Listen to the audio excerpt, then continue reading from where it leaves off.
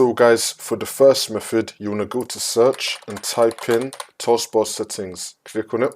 And now once you're on this, you want to scroll down and then click on other system tray icons. If you see OneDrive right here, make sure that you have it turned on. Also make sure that you have hidden icon menu also turned on. See if that works. If that's still not working, then for the second method, you want to go to search and type in add remove programs. Click on it.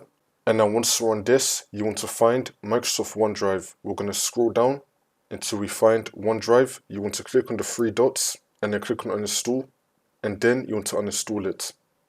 Once this comes up, you want to click on yes. Don't worry, we're going to get OneDrive back. So now you want to go to search and type in File Explorer. Click on it. And now once we're here, on the left hand side, you want to scroll down and then click on this PC. You want to find your Windows drive. It's going to have the Windows logo on it. Double click on it and then click on Windows.